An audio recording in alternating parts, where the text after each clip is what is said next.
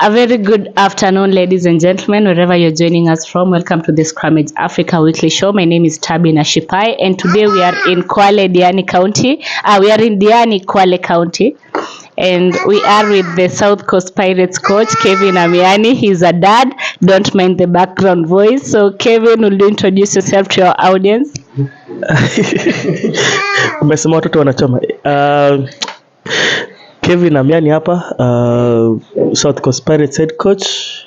Yeah, karibuni Diani. Yes. So first, Kevin, it must have been a disappointing moment for you not to climb to the Kenya Cup side. Maybe tell us about it and how you felt after that. I think this time round it wasn't that painful. I think the first one, that was when ilikuwa painful kwa sababu we were close and everyone was expecting us to win. So the second one, I think tulikuwa tushajipanga, tulikuwa tushaeka shocks. We knew that it was going to be tough playing Nondi's away, so we were expecting end results from there. So the players, the fans were ready. Plus our plan was for 3 years when I took over. So we were preparing for 3 seasons. So the first season, make sure we don't get relegated, because when I took over, Pirates was a surviving team. We were always finishing 10, 9, 8. The best we did was number 6. That was when Kenny was the head coach, Ken Andola. So when I took over, it was kind of a surprise. So we finished top of the log. Everyone was expecting us to win this because we had already beaten Machine at home in the normal league run. So when we lost, that was painful. So even the players, even the fans, even the committee, I think some of us didn't talk to each other almost for 3 months. That's when we started talking to each other, when now we were told now you can play sevens, the whole circuit and everything. That's when we started putting a team together again.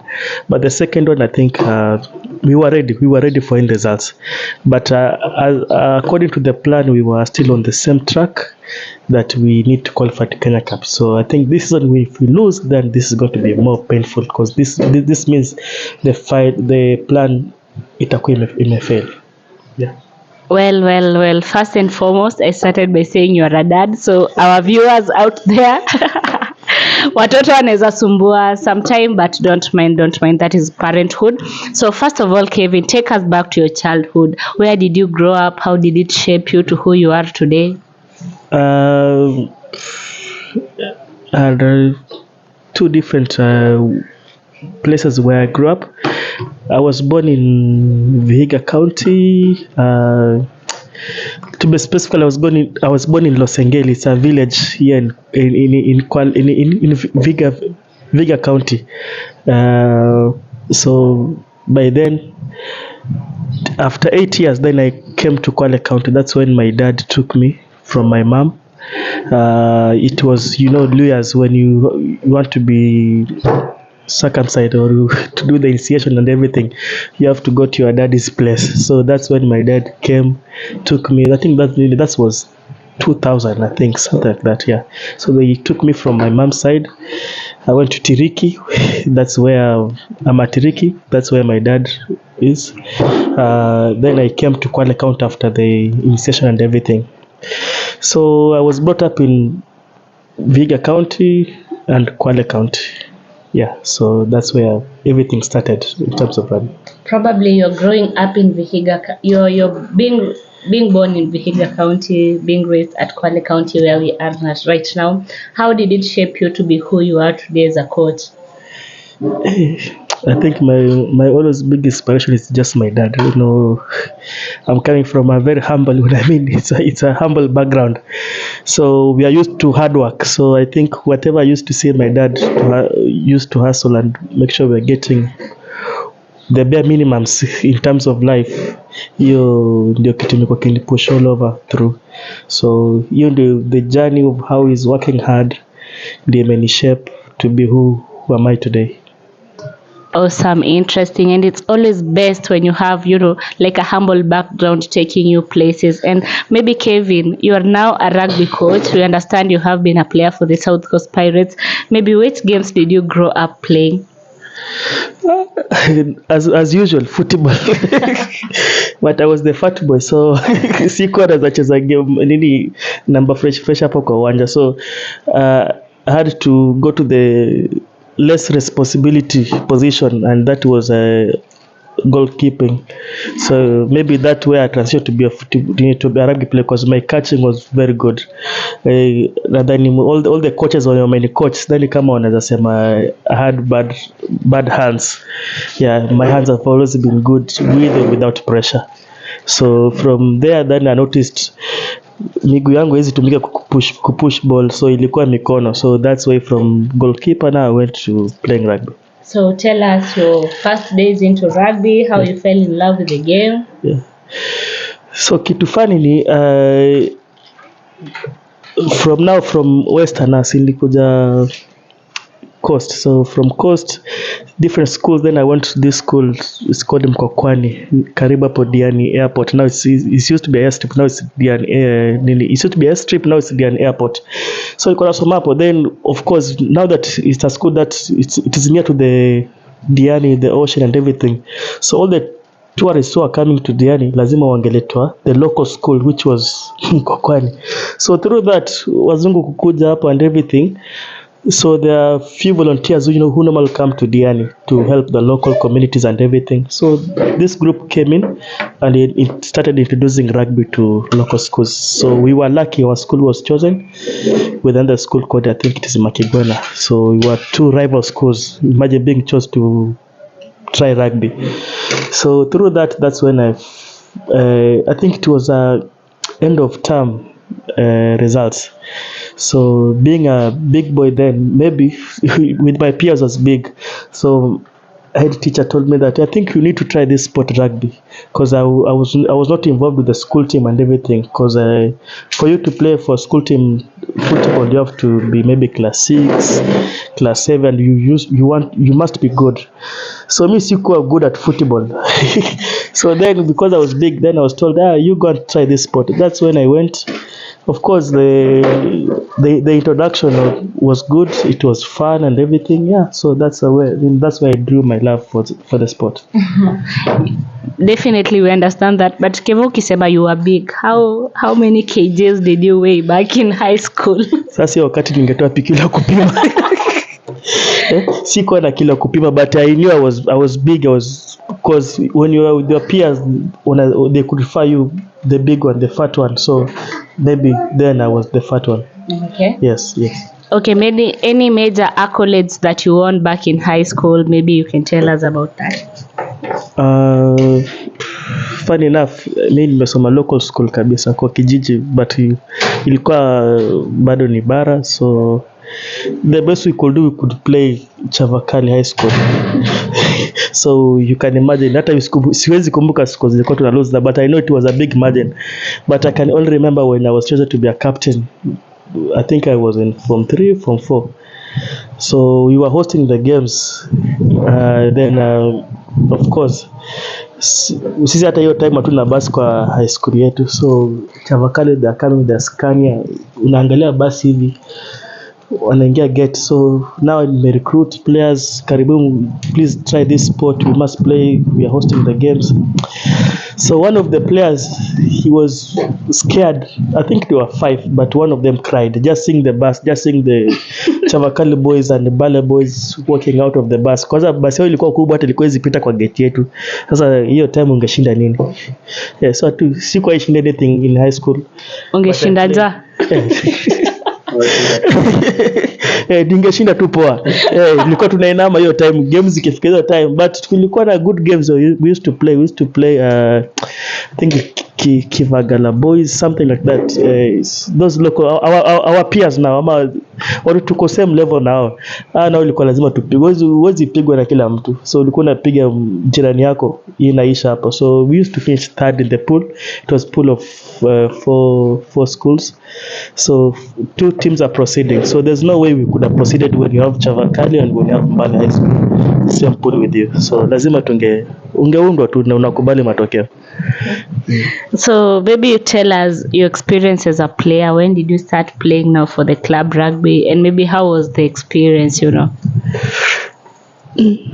My experience now from my high school, like I came back to Coast.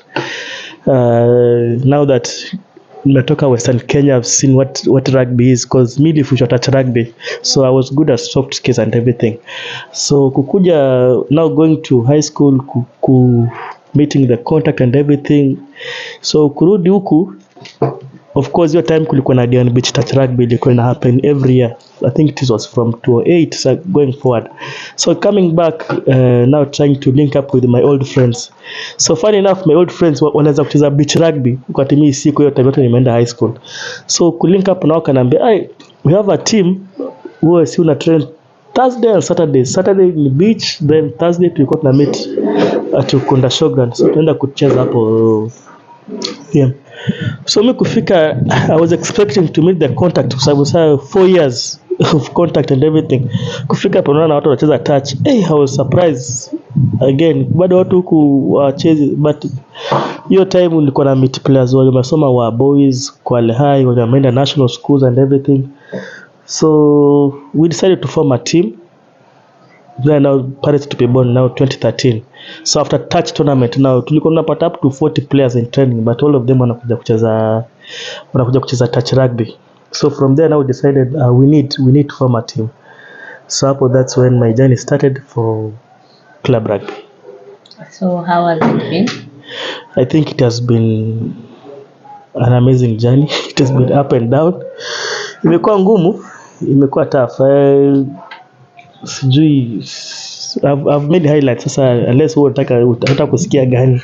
From trips, from games, from almost being relegated, from getting promotion to championship, from now beating our noisy neighbors Mombasa, because they used to call us watoto wadogo. So yeah, so I have many highlights, so depending on you.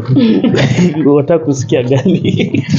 Definitely many highlights means a lot of accolades for this coach right here. And probably, coach, we were having a conversation before we started the interview and you mentioned that you're very young. Yeah. For the audience, DM to know his age. But honestly, we have 32-year-olds, 33-year-olds playing rugby up to date. Yeah. Why did you quit rugby that early? First, you can start by telling them your age. Let it come from the horse's mouth. Miaka nikisema watanyima kazi nikifutwa kazi hapa. I'm very young coach. Probably I think I'm the first coach kupata maybe level 2, the youngest one. Hao wengine wameanza kupata juzi. So I think from Kijoni club, I used to double up, and even now I'm even doubling up in terms of responsibilities ya Kwandol club. So from player tukianza kucheza, then we had a coach called David Nolan, our first coach. So now sharing the story, now we agree that we need to build depth. We need to get proper players who will play contact rugby, apart from just playing beach rugby, touch rugby, which happens once in a year. So the only way to build capacity, depth and numbers to introduce sport to be familiar, to be more popular in Kwale County, was to go back to the schools. So Dave alikuwa na work Besitanian then. So the only way angepata players ni angetuma players waende kuwa coach kwa high schools. So that's when I took up that responsibility. Nikaenda ku coach local schools around hapa. From there now nika draw inspiration and everything. Yeah. And here we are. Yeah, here we are. We resume from where we picked up from where we left, coach. So yes. Tell us from a makeshift team, Kayatiwi Maze, because I was coming to Diani from Mombasa, and I think along the way nilipitia Kayatiwi. So I don't, even just from the sight of it, yeah. It doesn't look like a rugby infested place. So could you tell us about it? Hey, Kayatiwi is one of our schools that we coach rugby.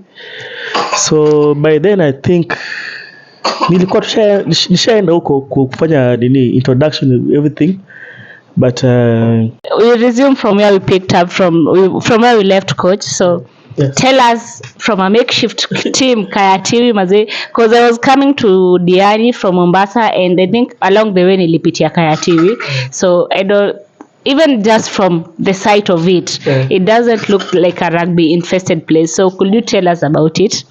Hey. Kayatiwi ni one of the school that we promote rugby there, or we are trying to introduce rugby there. So first the mwalimu wetu tulikuwa tumecontact hakutaka story yetu kwa sababu alikuwa dhania hii Pirates ni timu gani. Yes, hiyo time tulikuwa tunacheza championship bado, but sasa unajua coast rugby, our big brothers Mombasa hao ndio wana dominate in terms of rugby. So every time ukiambia mtu about rugby akamwambia MSC sawa. So kila mtu kutaka kupata advice za rugby, they always want you to refer them to Mombasa Sports Club, MSC. So watu walisikia it's Pirates. So Pirates ni timu gani? Wakatana sisi hawakuendelea tena, but hiyo time tulikuwa tunasaidia team shule zingine just within the coast region. So hiyo time nilikuwa na before hapo sasa nilikuwa na coach Gombato Secondary School, very local school, few kilometers to a playing ground then. So nilikuwa naenda kwa coach. I brought them from from beginners ama from wherever they were. Hiyo position walikuwa nao kwa sababu the only sport they used to know ni football peke yake. So you can imagine a school of a population of like 600 boys plus girls hawajui about rugby. Yes. Now they are real locals. They Mijikenda, all of them wako kwa hiyo same school. So you can imagine breaking that barrier, kuambia mtu hii rugby ni sport unaweza cheza we mtu wa coast.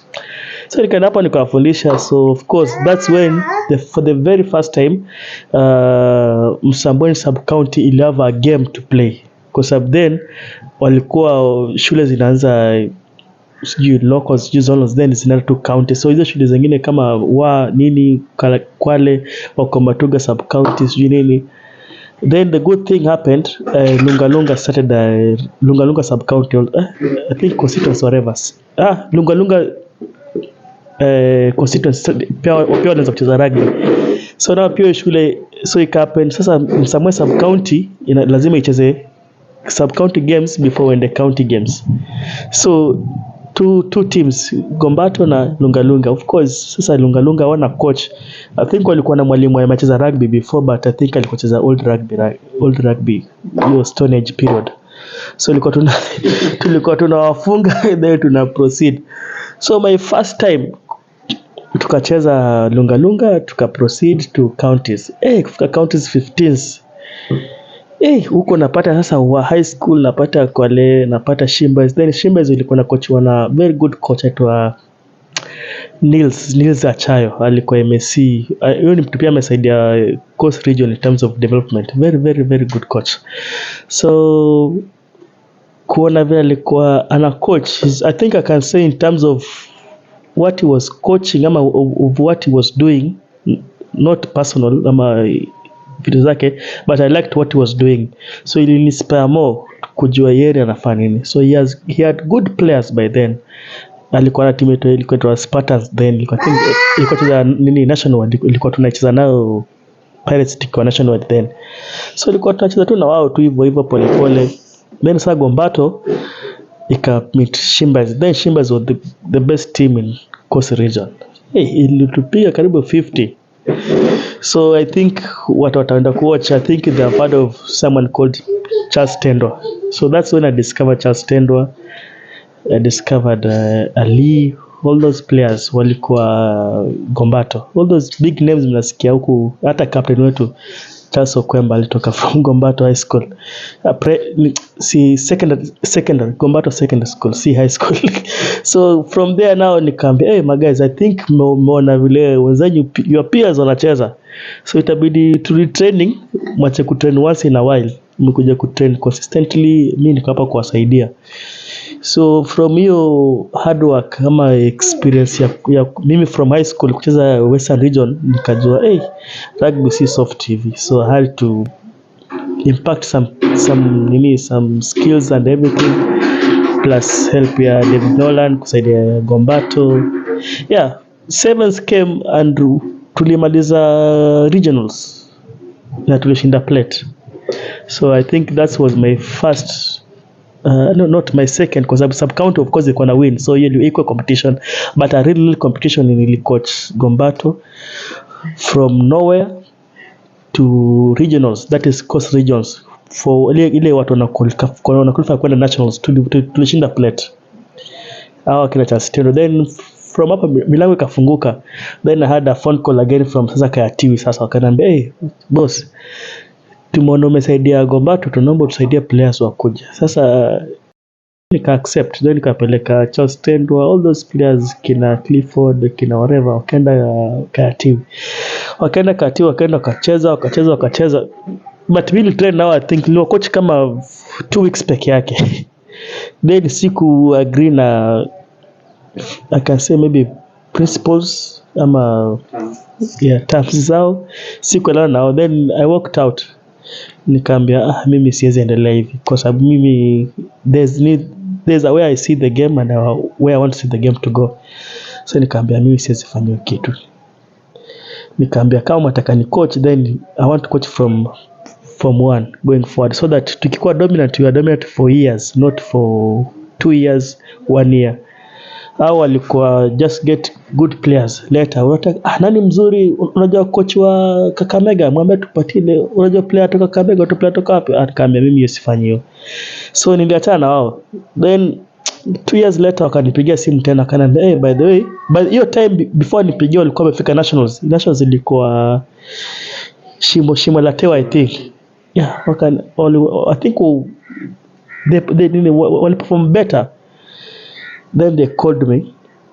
Ukunipigia simu hiyo time walikuwa sha lose players wao wote wazuri.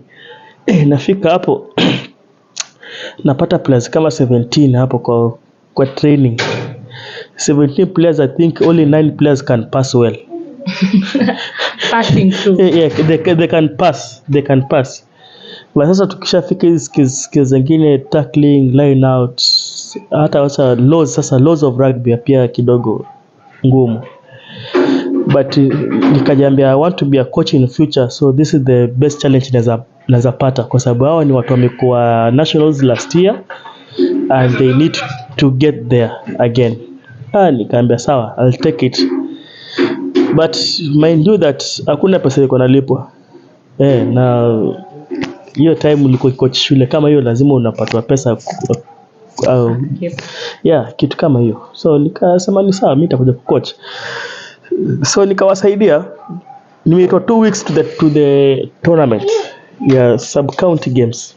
Hiyo sub county games, you have those good schools za huko, uko na Shimbals, uko na uko na Kwale, uko na but the three schools ziko sawa, but hizo zingine zilikuwa shule za huko juu msituni kabisa huko Kwale. So tukacheza. Kitu funny ni kuwa coach kwa high school ni player nimecoach akikuwa kwa high school na nifunga, kwa sababu he had good players then. So akanifunga sub county, sawa, but it was close, sikuwa kwa sababu nini. Then tukaenda county games, bado pia akanifunga.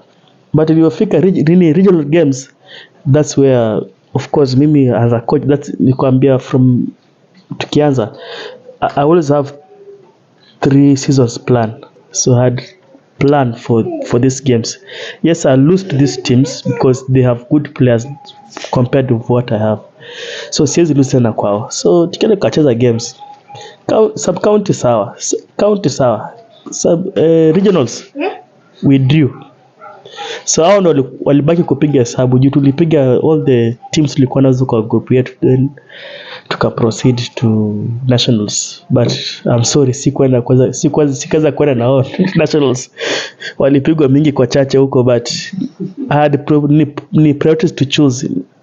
nilikuwa na Diani Beach Touch Rugby then, na hiyo time nimekuwa nikirun Beach Touch Rugby kama ni tournament director, so I had to stay back and run the tournament.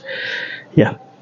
As you said earlier, the coach is a dad, so don't mind the the background voice, by the way. You know how kids can be.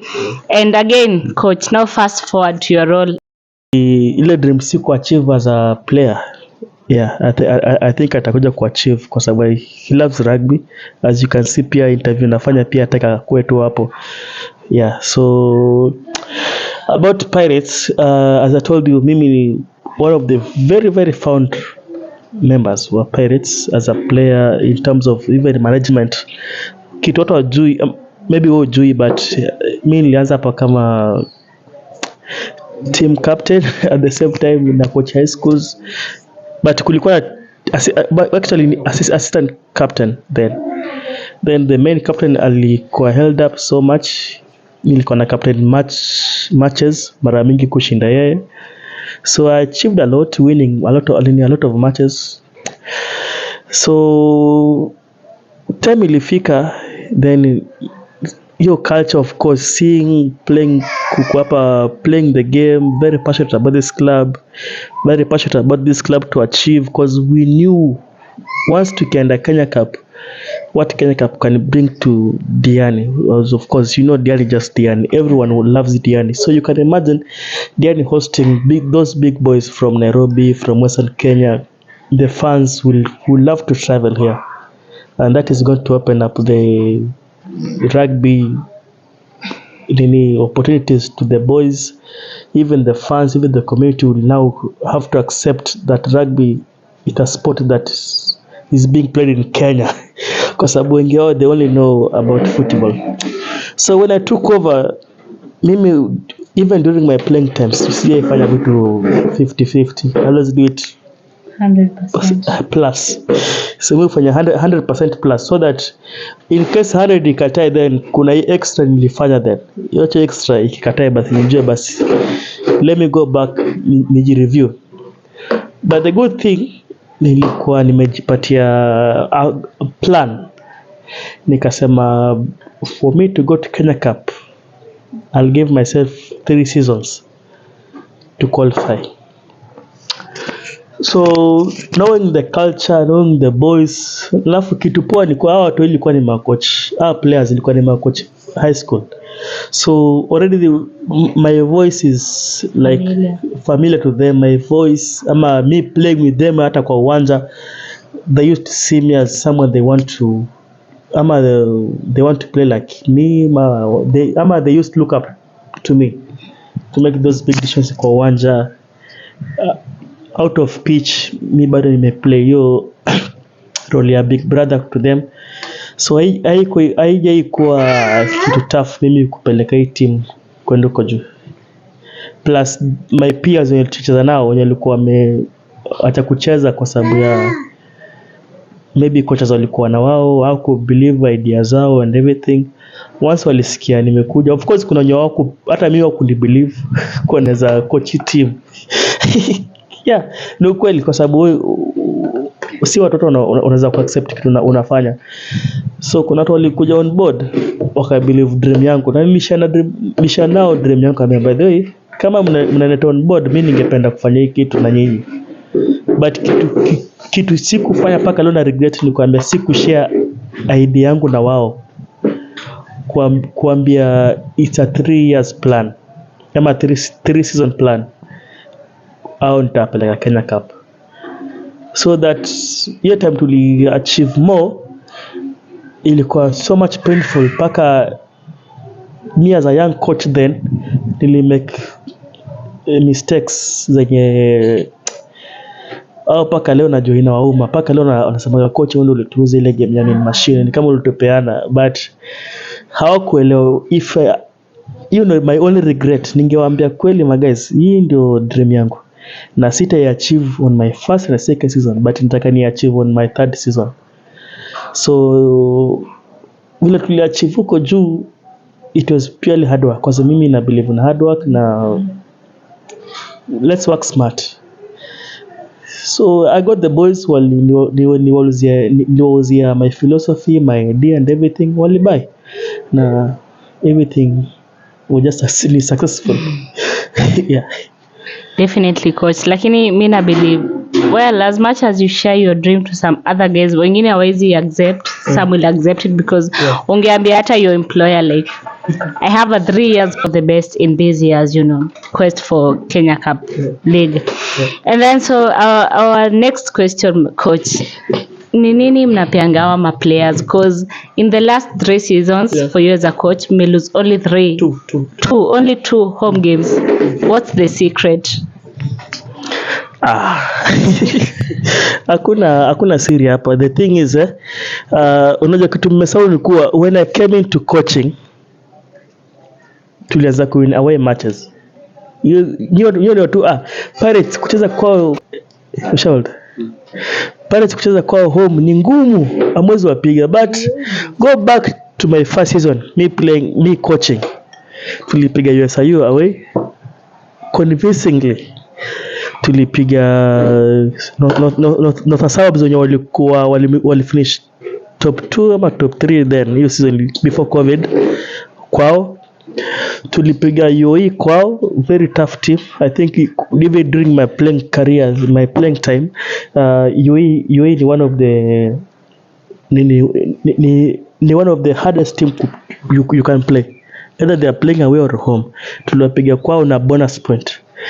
Tulipiga Egerton yenye ilikuwa on a good form, wametoka from national winning nationwide, wakuja huko tulipiga. So then tukaenda Kisumu, playing Kisumu kwa sababu Kisumu wakija huko tukicheza nao, then playing Kisumu away tuliwapiga walitupiga but tuliget 2 points. Tulipata losing bonus point plus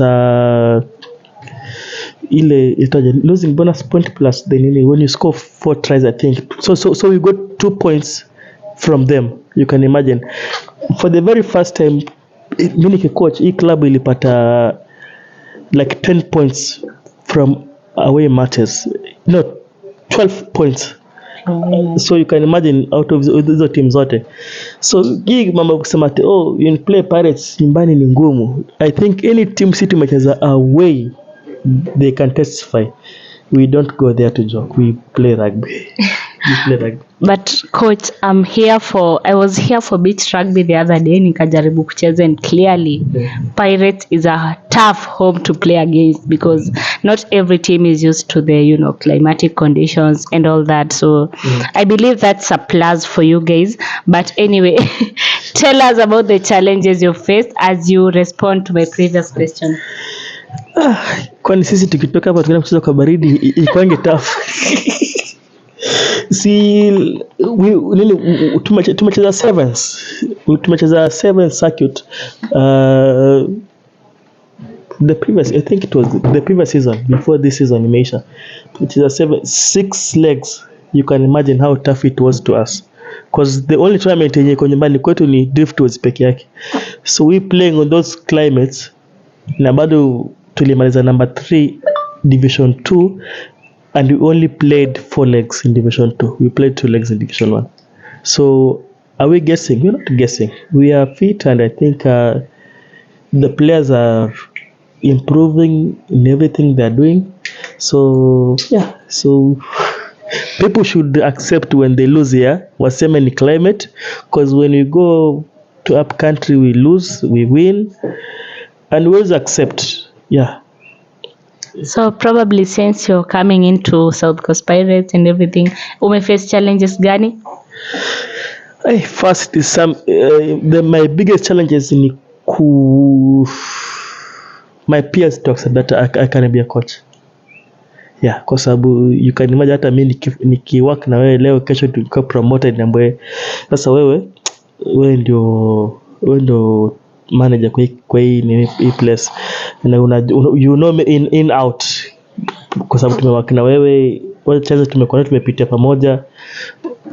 So my biggest challenge was to get the backing of the senior players to come back and play, because some of them, they are older than me and they're still playing. So my biggest challenge ilikuwa hiyo, but Challenge, maybe the only challenge that nilipata ni ku accept the results of my first season, because I believed hiyo game tungeshinda. Yeah.